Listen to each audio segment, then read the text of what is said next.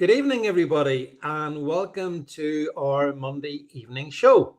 And can I start off by introducing my very special guest for tonight, me. So I hope you'll have to endure me for the next 60 minutes or so. The reason for this is, on a serious note, that our planned guest, a lady called Correne, who is one of the Telford Pakistani rape gang survivors, she was going to be my guest. Unfortunately, she's had an accident. She's actually on way to hospital. So I want to wish Correne every best wish, and just to let her know that she'll be very welcome to come back on when she's feeling a little bit better. You know, it's her story. You really want to hear this one. It's just horrific, absolutely horrific. When people talk about these grooming gangs, you know, the rape gangs, until you hear really what happens to these girls and how it changes their life in so many different ways, and to think this happens in our country as well, it's like unbelievable. So some Gene Wallace says, "Hi David, just clicked on Hearts of Oak. Then you appeared. Like buses, there's never one of us around when you want one, Gene, and then you get two at once." But anyway, folks, thanks very much for being with me. Correne will be, we'll reschedule it with her. And my main concern is that I hope she'll be okay, and we'll get her on a future week. So what that means is that I get to talk about exactly what I want to talk about, and I hope you'll find it interesting as well. Hi there, James. There's three real topics I want to talk about tonight. I want to talk about Charlie Kirk, the public execution of Charlie Kirk. I want to really get that one off my chest. So we're going to chat about that. Then we're going to talk about the shambles that is this Labour government, Keir Starmer. And I mean, I wonder, has anyone left the government or resigned one of his aides in the last 60 minutes? I'm not sure. We've lost so many of his close associates after he's expressed his full confidence in them. So we're going to talk about that. We might touch on the Trump visit, which is tomorrow. So we might chat about that as well. And believe it or not, I want to talk a little bit about conspiracy theories. So that is my agenda for the next 60 minutes. And I hope you'll find it interesting. And if you do, wherever you're watching, Gene Wallace agrees. The demons didn't murder Charlie. They murdered him. That's very true, Gene. They did murder him. And okay, so let's start there, shall we? So obviously, I did touch on this on our live podcast last Thursday night. The news of Charlie Kirk's assassination came through. I believe it was on the Thursday night. I'm sure my producer, Jed, will remind me. But I think that's when it was here in the UK time. And I can remember I'd been busy and I was sitting relaxing, having a cup of coffee. And as you do, those of us who are on social media, I was just flipping through my phone to see what was the news, because I don't go to the mainstream media for my news. Neither should you, especially in the light of the last couple of days. And I saw the story that, Charlie Kirk's been shot. And like so many other things, you think, what, like he's been wounded? And then it became clear within 60 minutes, I think, that he died. He'd been shot to death. And that was Thursday, and we went and did a live show on it. And it was a very tough live show to do because, it was probably the most shocking public execution I've seen since forever. Just reading out some of your comments. James says Charlie was a great man. Nothing extreme about him at all. R.I.P. Charlie. Yes, James. Middle Ground says everyone says Charlie was racist. He wasn't racist. He wasn't racist. We have to refute all of this. But anyway, that's when the news came through, and then the worst thing in the world happened. Thanks, Jane, for sharing it. By the way. With about an hour or so, I think around about 10 o'clock last Thursday night, someone had filmed the actual shot hitting Charlie in the neck. I wish I hadn't seen that. I don't want to see that sort of stuff ever again. I woke up at 3 a.m. in the morning. I was still thinking about it. It was horrific to see some young life. He was only 31, and his life taken just like that. well, we'll get to who it was taken by in a minute, but yeah, that was just, I didn't want to see the video. It was too awful. And yeah, no, just wish I hadn't seen it. And then, of course, then as we got into Friday, the full horror emerged, and it was clear that it was a targeted shoot. They got the shooter pretty quick, to be fair to the FBI, and he was 22-year-old alleged shooter, I suppose. The alleged shooter was 22-year-old, and his name was Tyler Robinson. And his father, it turns out, turned him in, which is an interesting and you might say a courageous act, to turn his own son in, given that the death penalty in Utah, which is the state where it happened, is firing squad. That's what the death penalty is. And I hope he gets the death penalty, public death penalty. So his dad turned him in. And then in the last couple of days, we've started to get more and more stories about it. But I suppose the first thing is there's been this big sort of wave of global sympathy for Charlie, which is brilliant to see and to experience. And I think a lot of people, would maybe share a sense of loss. We've lost someone we didn't know. I didn't know Charlie Kirk. He and I were supposed to do one of these shows back last year, and for different reasons it didn't happen. I wish it had have, obviously, now in retrospect, but that's the way things go.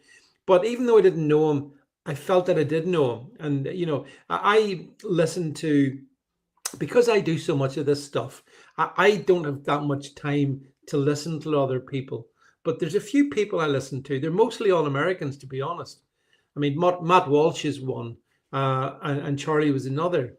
And so, yeah, it's kind of shocking when someone that you listen to, and he's such an impressive debater, my goodness. When that sort of thing happens, you're in shock. When we did our live podcast last week, I believe many of us were in shock. And there's been a bit of a mood hanging around in the last 3 or 4 days, which is hard to explain. It's like, can't really get away. Skeptic says here, I didn't watch the Charlie video. No, you're very lucky, but you watched the one of Arena. Well, yeah. I mean, look, this is, Jed's put it up here on the screen. 31. But what a remarkable man for such a tender age. At 31, what if most of us will not have achieved anything like Charlie Kirk. So he made a massive achievements, most notably, it has to be said, in setting up Turning Point USA, which has become probably the preeminent MAGA organization in the States. And he played a huge role in getting President Trump re-elected last year. The youth vote. Charlie got the youth vote. James says, I think Charlie's legacy will be the conservative revival within the rabid left-west universities. I hope so. Well, I think there is more than enough evidence that says that Charlie Kirk, above anyone else, was key in getting that vote out to vote for President Trump. And like, President Trump was obviously very upset when the news came through. He and Charlie were close. I mean, he was one of the voices that President Trump listened to. So I can only imagine what it must be like for President Trump as well. I mean, considering that they, and I use the word advisedly, they almost took President Trump's life July 13th, 2024 in Butler, Pennsylvania. So they almost got President Trump. And now, yeah, they got Charlie Kirk, it's just so awful, gut-wrenching. Something that's been I think we've all been processing it in different ways. Now, as I said, let's look on the positives first, and then we get to the negatives, right? To me, the positives are the love that's been shown for Charlie Kirk all around the world, the love that this man has had, the outpouring. I would think that a big number of people who watch me would feel the same as I do about this. I've got enough messages about it. I think it's a shared feeling. So the love that Charlie that's been shown towards Charlie. That's positive. The fact that the number of chapters, I think Turning Point USA sets up number chapters, where it's sort of in different geographical areas. I think those have doubled or tripled. So there's been a huge number of people coming into Turning Point USA. So the organization that Charlie founded is getting bigger. So those who thought they would shut Charlie up, they've got it. Oh, they've got it so wrong. So wrong. And I want to talk to you about that as well. But so there's been that as well. The love, obviously, his wife, Erica. So, dear. So we saw the photographs of Erica. She actually went into Charlie's podcast studio, and she actually she gave a speech. I put it up. I'm sure you've seen it now across the internet, and he, and she, in that moment, she just lost her husband, the father of her two kids, and she gave a speech, and honestly, she was like a lioness. She didn't call for unity, by the way. She didn't call for unity. What she said was, this image. What she said was that they're not going to, you have no idea what you've done. You have no idea what you've done. Charlie's voice will not be silenced. And, you just look at this photograph, and it does break your heart. It really breaks your heart. Melania Trump put a very, very moving tweet out about this, which I don't even want to read out because it's too upsetting. But, those two kids, I think 3-year-old and a 1-year-old, they're going to grow up without it. Yeah, James, exactly. God bless his family. God will bless his family. So, that's the other thing. Charlie Kirk was a man of faith. And Jean's right. Charlie's wife said no surrender, a term that many of us here in Northern Ireland understand only too well. And it's clear that is the will of the MAGA movement's not going away. And Charlie Kirk's voice, before we came on air tonight, I actually sat and watched J.D. Vance, the vice president, my namesake, present the Charlie Kirk show. Did you see it? My goodness, it was powerful. Really powerful stuff from J.D. Vance. So proud of J.D. Vance, the way he did it. You could tell, he was balancing different emotions because they were friends and been friends for a number of years. So, again, when you lose a friend, it's sad. It's terrible, actually. When you lose a friend in public, it's worse. So J.D. Vance presented this is the first Charlie Kirk show post the death of Charlie Kirk, and he did him proud. And he had there was various people on the show. RFK Jr. was on the show. These were people who had known Charlie Kirk, and they it was a bravura performance by J.D. Vance, and it's not been the only one. Yeah, this is what was lost, this is what was lost, because one of the things that Charlie did is, despite the fact he's so famous in the States, right, and so central to conservative politics, what he did would be at the weekend, he turned his phone off on a Friday and he turned it back on a Monday so that he could have time with his family, his young family. And there's been lots of videos emerged of him playing with his kids, and, I remember what it was like when my kids were that age. And it's really good when a dad shows his right priorities. Charlie Kirk's priorities were his family, his faith, and his country. Those were his priorities. And, that's the essence of that man.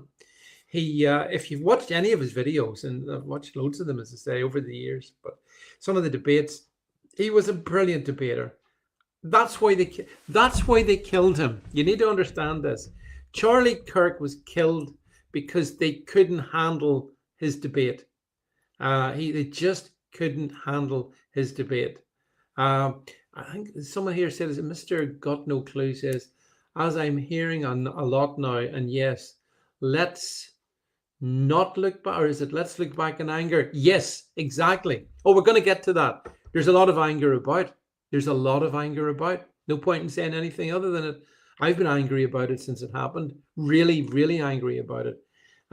Because it comes back to this fundamental thing. Charlie Kirk wanted to debate them. Many of us want to. I love debate. It's brilliant to debate. Sometimes, you're out debated, you're out argued. Charlie was never out argued, but many of the rest of us who aren't as good can be out argued. But that's a learning experience as well, But there are some. Yes, our producer Jed says he's still fuming. So am I, Jed. That's why I want. Yeah, justified rage. I mean, I am genuinely angry, and that's good. We're going to get to that in a very short second. But Charlie had the right priorities in his life. He put his young wife, his young kids, his family first. But his faith in God was everything to him. If you listen to him talk, he brought it up all the time, and then his love of his country. Like I think we got a picture of his wife, Erica. The saddest one. Oh God, the saddest one was a picture of her draped across. Did you see the coffin when the coffin finally came back home? And there's an image of Erica, and you can't see Charlie's head, right? The top part of the casket is open, and you can see her like, it's just sad. It's just really sad image. And of course, and then I get people then, which has really, really annoyed me today. I read an article over in Substack by someone claiming that, Erica Kirk says goodbye to a dummy in the coffin. We're going to talk about conspiracy theorists in a second, because that has me enraged. Like, you guys follow me in this. I'll entertain all kinds of stuff. I will do, but not this. Just no way, not this. Look at the grief in that woman's face, and you people are saying that, it's a dummy. It wasn't Charlie. He's not dead. He's been squirreled away somewhere, by the men in black. Do me a favor. Do me an absolute favor, and don't. Well, I mean, I won't read such dross anyway, but it's just shocking that people put that out. So, looking at Erica, she's handled herself really, really well. When J.D. Vance presented the Charlie Kirk show about 2 hours ago, he talks about the moment when the coffin was carried onto, to be put on the plane to be brought home, and J.D. was one of the Yeah. Look at those images. Really, really sad, and she's in grief. You understandably, she's a young woman. And she just lost her husband. And then some absolute bleep says that, that's not Charlie's hands. Have you ever heard of embalming? Are some of you people so stupid? Hi, Chris Davies, by the way. Good to see you, Chris. We're talking about Charlie Kirk. So on the plus side, there was Erica's love, the love of the world, not just even America, for Charlie Kirk. That's all the good stuff. And J.D. Vance as well, I think, and President Trump. It's been very heartening to see the movement pull together, so to speak. And then the negative stuff. Now, I've kind of already mentioned some of it, but the bit that really, really grates me is the reactions. Did you see the demonic reactions coming from the political left? Did you see all the people doing their little dances for glee? Yeah, Charlie Kirk's dead. Yeah. Well, a lot of those people have lost their jobs now. I think the FBI have got a database of 30 to 40,000 people who thought it would be clever to go to TikTok, to go to Blue Sky. And this is the picture of Eric given the address, standing. I thought it was very poignant. That's his podcast chair. That's where he sat when he did his podcast. And as you can see, she's standing at a lectern beside it. It was an amazing performance. It must have ripped her apart, and yet she did it. And, she held it together, and she was remarkable lady. And I actually think, Charlie Kirk will live on in her alone. Never mind all the other people who will also, raise the banner. We talk about raising the empty. So yeah, Chris Davies says J.D. Vance did Charlie's radio show. They did, Chris. I watched it. I think it was done in the White House, though. It wasn't done in the studio here. but because it seemed to be a bit more White Housey, if you know what I mean. But Jetty did a great job, a brilliant job, absolutely. Next president, please, President Vance. But yeah, Jean says the same people stating it wasn't Charlie are the same people saying I've had my jab. Yeah, possibly so, Jean. Although I know one individual who was very anti-jab and who's now telling me it's a dummy. It's a dummy in the coffin. Go away. I don't want to hear about you people. The celebrations of his death cannot go without comment here, and you know, I can't understand how people do this, and there's a reason for that. Because those of us on the political centre ground, on the conservative ground, I don't want to see anybody killed. I don't. And if anybody was killed, you know, political opponents, so to speak, you know, I don't know, with Jeremy Corbyn, I don't know, Keir Starmer, whoever it was, I would think that was awful, because we shouldn't be taking life, anybody's life. You know, so how these people celebrate the loss of life. No, and then I've seen some even more grotesque stuff. I saw somebody on social media wishing for someone suggesting that, well, you've done a good job with Charlie, how about you go for his wife and kids? Yeah, I seen that. What the hell are you supposed to make about that? This is Charlie. Yeah, yeah, that's the hand. Yeah, in the coffin, you know, holding her husband before.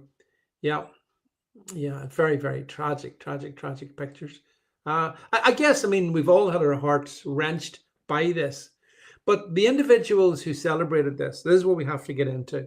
You know, why did they celebrate it? And I think it's because these people, I think they're just evil. There's no other word for it.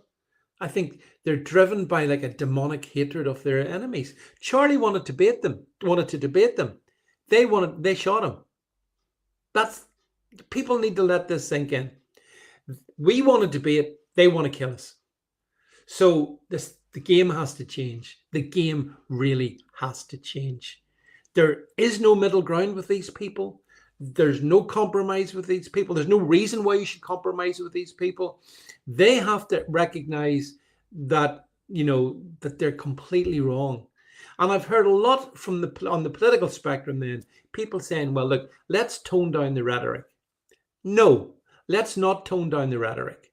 I'm not going to fall for that one, because that's what the left like to do. Let's tone down the rhetoric. When George Floyd died, I don't remember them toning down the rhetoric. No, they burnt down our cities. How has the death of Charlie Kirk been met?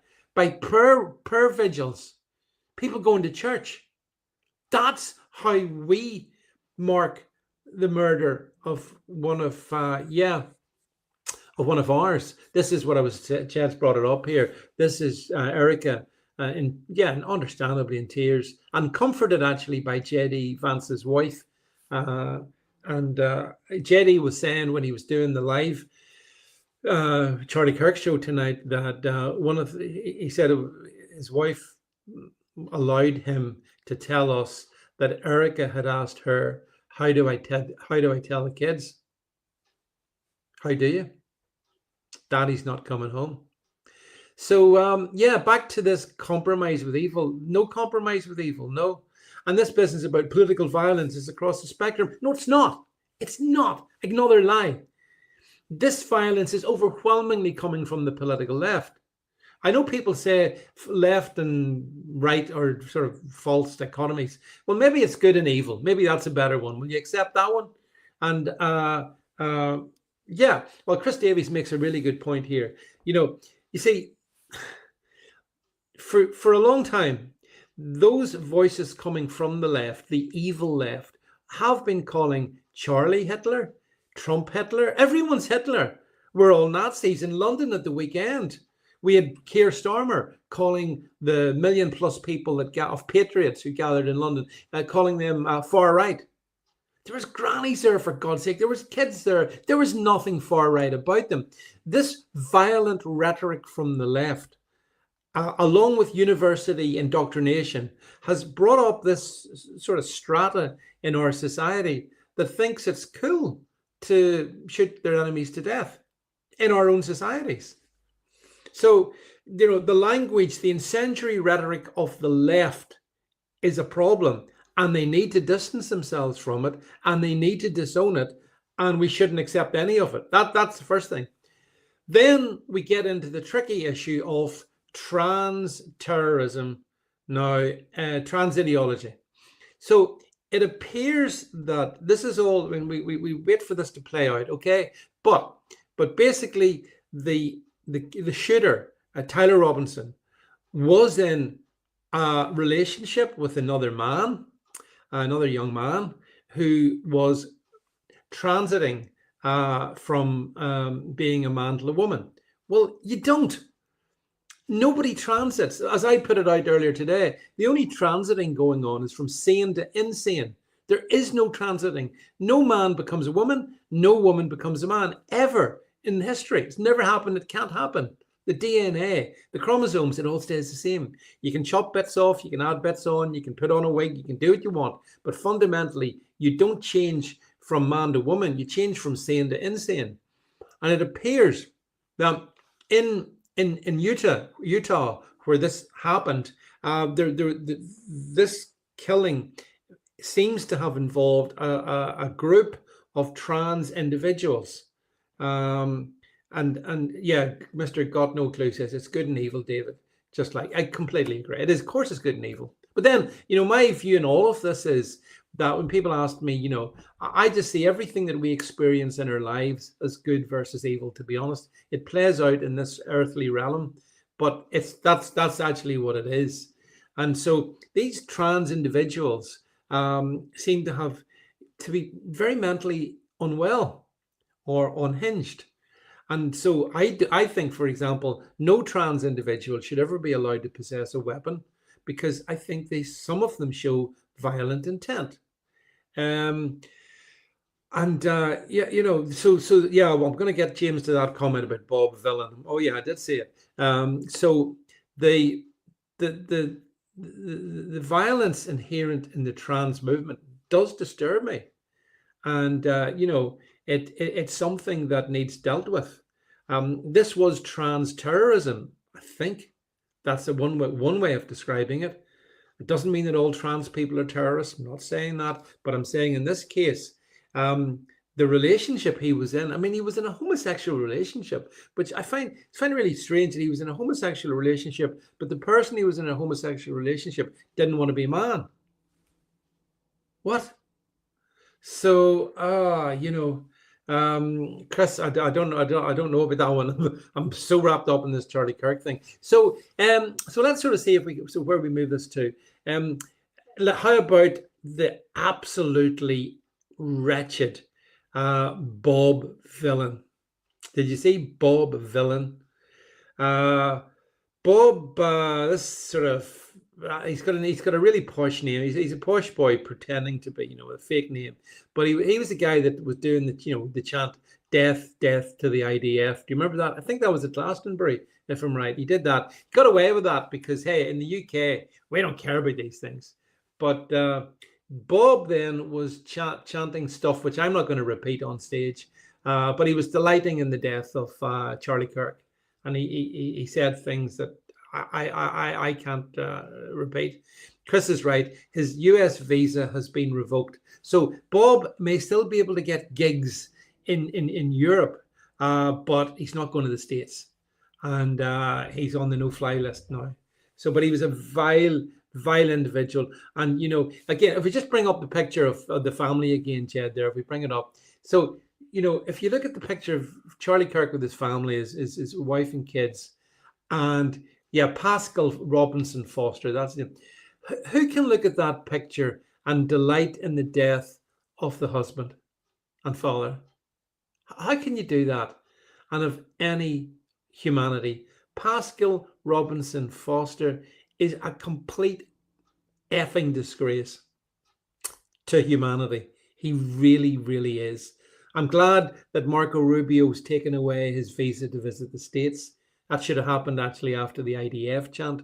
And of course, these wretched individuals, they do this for the infamy, the headlines. But I just think when you look at that image And you realize that now there's a gap there. There's a gap. It's the expression they talk about, the empty chair at the dinner table that's never going to be filled again. This is the reality of it, and like it is important to understand. Like death is a serious thing. It's not a laughing matter. It's really not, and it's unfortunately forever. So so we've lost a good one. We lost Charlie Kirk, but our movement, I think, is possibly stronger. I think that other people will step in. No one will fill Charlie Kirk's shoes, obviously, goes without saying. Uh, Chris says he couldn't get to sleep. Same here, Chris, the night that they killed Charlie.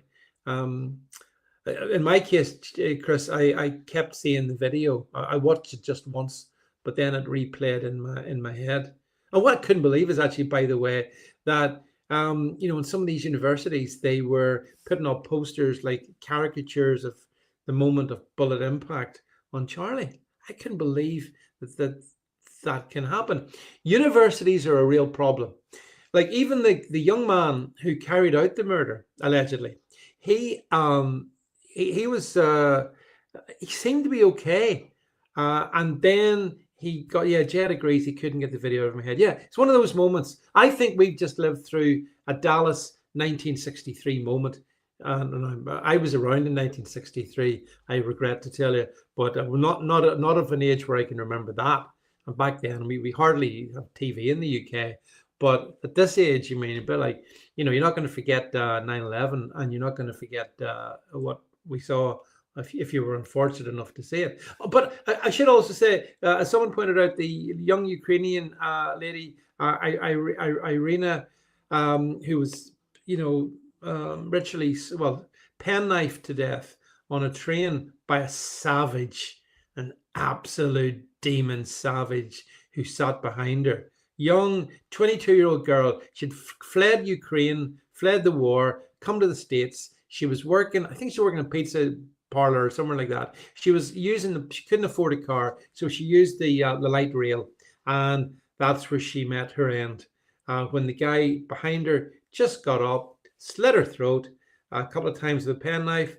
It was so horrific. She didn't even know, I think, initially what had happened to her. And then she bled to death there and then. And basically nobody did anything. Not instantly anyway, on the train. What did they say? All lives matter? All lives matter? I think certain lives don't. But it was an unbelievable. Jean says there doesn't seem to be any means of buying me a coffee. Unfortunately, Jean, YouTube have me completely demonetized. The only way you can support me is if you go to my website, davidvance.net. If you go to davidvance.net, you can, I think you buy me coffee over there, actually, Jean. But apparently voices like mine are not wanted on YouTube. So, oh well, I just have to get by. But I like to put these out on it, Jean, because I do like to keep in contact with all my YouTube friends. Of course, you can also get me. You can support me if you follow me in X. You can become a subscriber. I think it's $5 a month. Different ways you can support me beyond the world of YouTube. So back to what I was saying. So yeah, the universities turn these young people like Tyler Robinson. He seemed okay. I don't know that he was, but he seemed okay. But then he went to uni, and then something happened. No one knows what it was, but somehow, a reasonably smart young man, he seemed to have normal life. His parents weren't particularly political. Contrary to the lying media, he wasn't from a Trump supporting family. He wasn't from a conservative supporting family. He just came from a normal family. And he became one of the most notorious killers we've ever seen. So, that we should be asking big questions of our universities. I honestly would recommend people, if you have young kids, don't send them to university. Universities are too dangerous. Universities are turning people into dysfunctional entities. Like I was looking at stats for the number of people identifying as trans, going back from 1940 to now, more or less. And for the last 60 years of the last century, it was like less than 0.5%. It was negligible. It was even less than that. And then it starts to rise. It starts to rise in this century. And now, you've got a significant percentage, almost double digits, of individuals, I think, who consider themselves trans. And why is that? Because they've gone to university and they've listened to the Marxist professors, the leftist ideologues. They've listened to the mainstream media. Oh, well, I think I'll change my gender today. I can do that. I can be who I want, my inner self. This is the sort of crap. Yeah, let's put this up, by the way. Let's put this image off. And let's not forget that this young lady also, look, and again, I think she was 22. She's even younger than Charlie Kirk, actually. And, at my age in life, when I see these young people losing their lives such a tender age, it upsets me because it's not natural. They shouldn't. That young lady, Irene, should have had a long life. She's a very attractive looking young lady. Charlie Kirk was a good looking man. These people had it all. And it was taken from them. Their lives were taken from them by the feral, evil left. And Jed says, do you think we get a film about Charlie? Yeah, there should be. There should be a film about Charlie, the Charlie Kirk story, because the story is remarkable. I mean, I was listening to Ben Shapiro talking to Charlie, actually. Ben interviewed him in December of last year, and Ben stuck it out in his podcast today. And I was listening to it, and it's all just these are just good people. They're just good people. And so when this happens, it's so upsetting. It's so profoundly upsetting, and we'll not get over this one, just instantly. It doesn't work like that. There's a grieving. The funeral, I believe, is on Sunday of this week, and I believe President Trump and Defense Secretary Marco Rubio will be there. Even though I know President Trump's going to be here tomorrow, but I think that's happening on Sunday. So there's going to be the period of mourning, and then we're going to have to, and this is awful, but we're going to have to move on post Charlie, but not forgetting Charlie and making sure that Turning Point USA well, it is growing anyway. I mean, the notion that you can snuff out a movement, you just can't. I mean, the lefties like to tell us that. Well, it works the other way around. You can't snuff us out either. Oh, you can kill us as individuals, but you can't kill the message that we have. And what was Charlie's message? Just, love your God, love your family, love your country. Which bit of that's wrong? Why does that trigger demons? Well, I think the answer is inherent in the question. That's why it triggers these demons. And we've had quite a few of them here in the UK as well, by the way. I've seen lots of celebration of Charlie Kirk's murder by those on the political left here. I mean, they're an absolute disgrace as well. But yeah, so look, folks, Mr. Got No Clue rightly says, instead of teaching an individual to be the very best that they can be, it seems that they're teaching them to be the most freakish in some cases. Yeah, in some cases. I'm not saying everyone falls into this category, because that is a gross exaggeration, but too many do. Actually, one would be too many. So we'll see. I mean, in the States, the Democrat Party has been captured by this evil ideology, and now it's trying to sort of say, oh, well, we're all to blame. No, we're not all to blame. You guys are to blame. You guys, the people on the left who have used the Nazi far right extremist language, and so many of them have. I mean, we've got the receipts on all of them, friends. They can't walk. That we shouldn't allow them to walk away from this. So if I come across any of them in my own social media feeds, I go straight for them, because this is not, and Jerry Vance said this tonight, this is not like 50-50. Oh, well, the right are to blame for a lot of this, but the left are, no. The evil are to blame for all of it. I mean, if you're on the right and you say stuff like this, you're evil as well, by the way, just for clarity. Yeah, I mean, we're going to see, Gene Wallace says, Ben Shapiro said he's going to take up Charlie's cause. Doing the tours of the universities. And I think Matt Walsh will do the same, and I think others will step in too. So I mean, that's basically where we are in that one. So I don't know. All I can give you is my own sense of kind of anguish about it, and how I felt about it since this happened. It's been tough. but we have to be tough, and we have to stand up, and we have to be a bit like Charlie. Like Charlie didn't give an inch in his arguments. He was very pleasant and personable about it. However, I do think that we're going to have to crack down on this hateful trans ideology. I think we're going to have to. Antifa needs to be declared a terrorist organization and shut down. Some of these fundamental things need to happen. Needs to happen here as well, this side of the UK. But we won't do it. But it needs to happen. Yes, Jed says it's one of these moments where you ask yourself, so where were you when Charlie Kirk was killed? Well, I was sitting in front of the TV having a cup of coffee, just trying to relax actually, and in came the news. So yeah, Jed, it's a bit like, yeah, where were you when Princess Diana, the news of her death happened, or when the Twin Towers came down? There's moments in history, and we've just lived through one, but it's so impactful that it has kind of changed the dialogue. So okay, so I've talked about that one for 40 minutes now, so I'll maybe shift it on a wee bit if I can. And I want to talk about, and our good friend Chris Davey says here, well, David, what do you think about the Trump visit? How's that going to go? That's interesting because, as you know, President Trump comes to the United Kingdom tomorrow for the state visit, where he'll be wined and dined by His Majesty King Charles. And can't say I'm impressed at King Charles, but anyway, this is happening. And ordinarily, this would be a moment of triumph, for the sitting government. The American president's coming here to the UK. Yeah. But it's a nightmare. It's a nightmare because the Starmer regime is falling apart in front of our eyes. And I've got to say, I don't know how many of you watching this, if we could go back in time just over a year ago, to July of 2024, and Labour come in with this whopping majority, and it looks like they're masters of all they survey.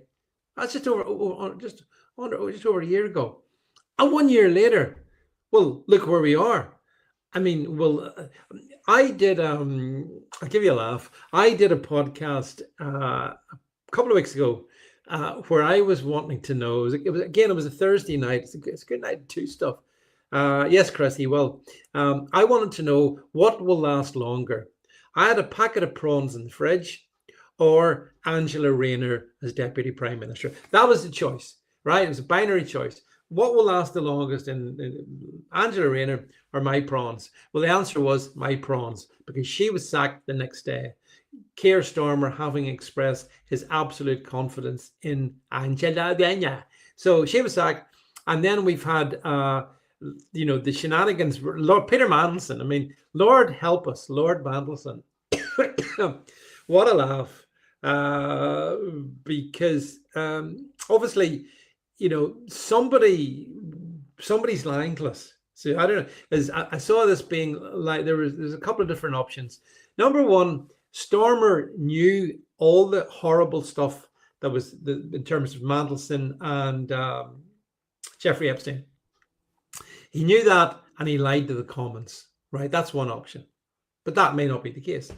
It may be that his closest political advisor, Morgan McSweeney, his Svengali, he knew, but he told Stormer a more sanitized version of it, or withheld certain bits from Stormer, in which case he's going to have to go. Or Stormer's just in complete denial about everything. So, I mean, you make up your mind, but Peter Mandelson, obviously very disturbing, really, when you think about it. And I think it was actually Piers Morgan, who I don't like, but he did, or somebody made this point that, if you don't know who somebody is, and then they reveal themselves to you, and you're going, my God, I had no idea they were like that. You distance yourself. And you might think, well, my judgment wasn't that good because I shouldn't have really been around them, but I didn't know. But the thing about Mandelson is he knew exactly the crimes of which Jeffrey Epstein had been convicted, and he still was his pal. Now, you can draw your own conclusions about that, but for them have that man elevated to be the most important, diplomatic role in the States is staggering. Chris says here, I thought Stormer was supposed to be a detail man. Oh, he's across all the detail. He's across all the forensic stuff. Um, oh well, yeah. I mean, this is the point. Obviously not. He's not. In fact, it's clear to me that, contrary to what Stormer says, he's across none of the detail. Absolutely no detail. He's an embarrassment, Stormer, as a prime minister, and I think he's going to fall. I really do think he's going to fall. The reason he's going to fall is because, these people are full. I mean, his deputy, he's lost his deputy. To lose a deputy prime minister is bad. To then lose your Mr. Got No Clues says, I like your attempt at a Manchester. I don't want to do my Manchester accents.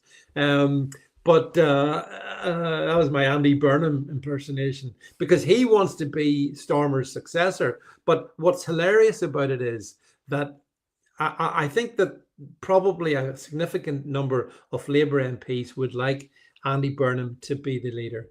The problem is Andy Burnham is the mayor of Manchester, and therefore he can't be the leader in the Commons. So there would need to be a by-election that he could win, and then he could then pose the existential threat to Stormer.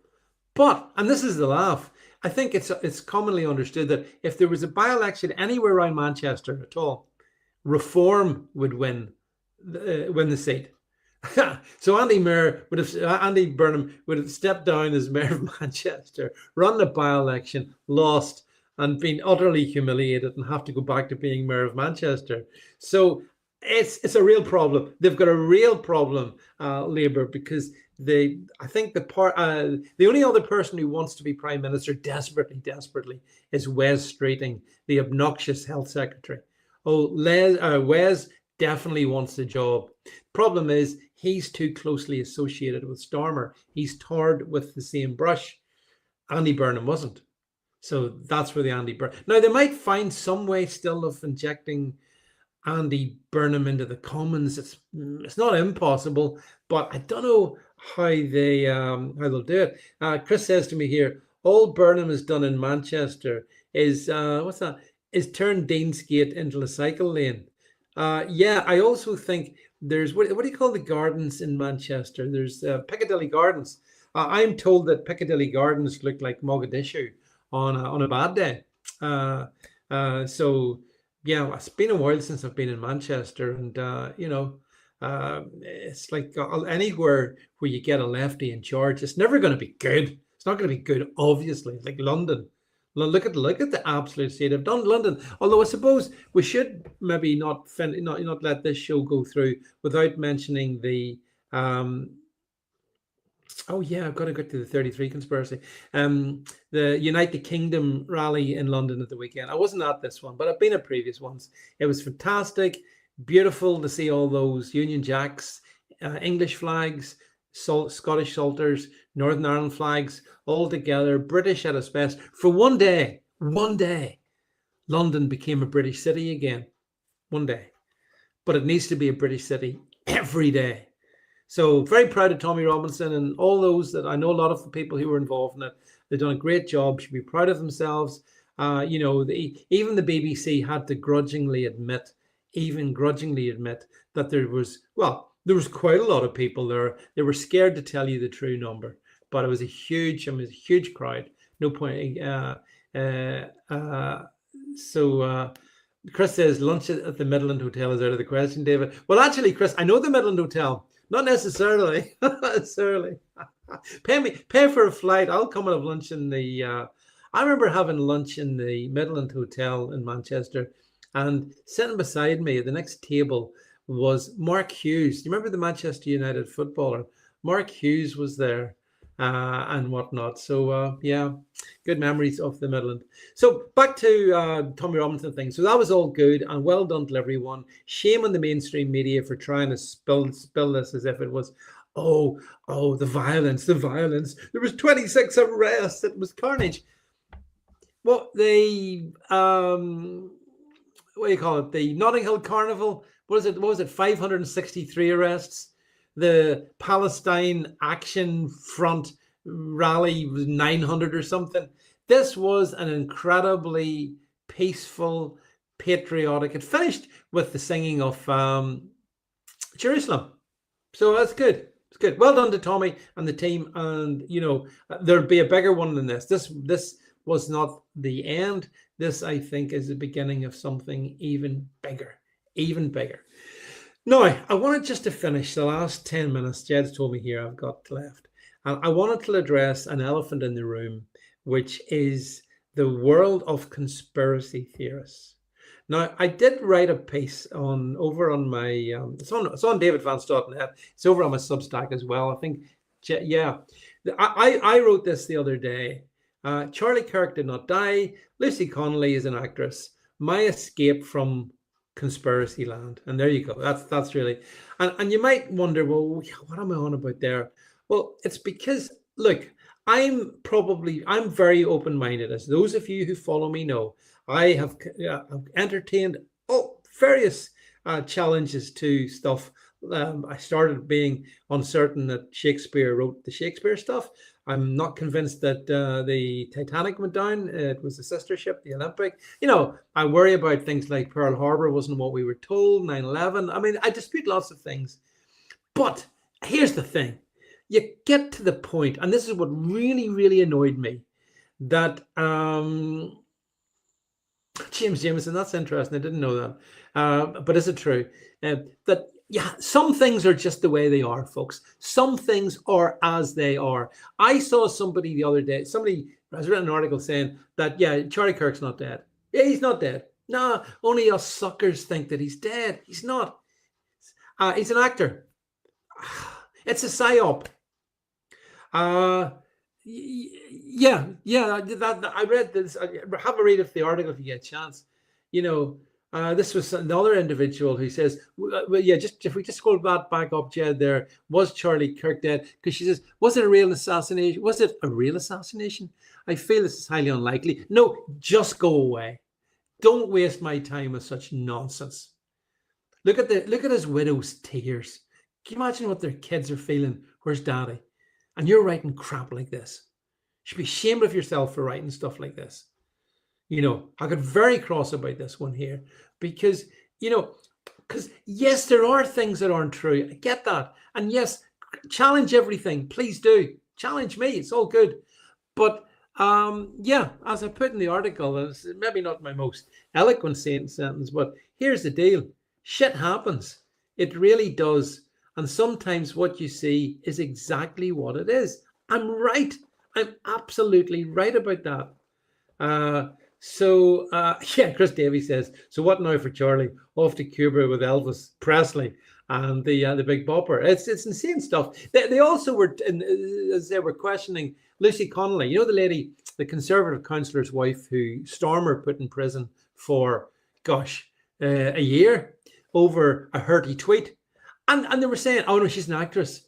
Yeah, she didn't really go to prison. Only the gullible think that. And I'm sorry, but I will not entertain this stuff. And then when I wrote this, somebody left a comment underneath saying, what was it? Number 33 came into it. Oh yeah, Charlie Kirk was thought. I wonder if we have it, Jed. I might have blocked him and took him away because it annoyed me that much. Somebody says that Charlie Kirk was thought his killer was caught 33 hours after the shot. Yeah, here we go. This individual says, they caught the shooter after 33 hours. Do you know about the number 33? Oh, because you're so enlightened. So much more enlightened than me. Oh, 33, Freemasonic number. Yes, sign of a psyop. So you say. But it's frankly, it's bollocks. My son, his house number is 33. Now, he's not in the Masons, right? Do you know why it's 33? It's not a psyop. He built it beside another house, and that house was 31. Do you understand me? Sometimes things are just what they say. Not everything, but some things just are. And I do worry about the fact that decent people fall down the rabbit hole so much that they're incapable of coming back up again. And I've seen this happen. And Christy, Chris Davies. Oh my God. It's a psyop, Chris. It's not your van.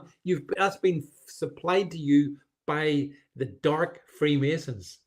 Um, but yeah, I mean, some of the stuff, like for example, that guy that's saying, oh, he was shot. Charlie Kirk was shot 33 hours, so it's a psyop. So you're saying he wasn't shot, are you? Is that what you're saying? Please. What you need to do is check in somewhere. Check your own mental health. Honestly, I can understand what happens. People start to go down rabbit holes. I mean, I've been down loads of them, but you've got to have the strength to come back. Yeah,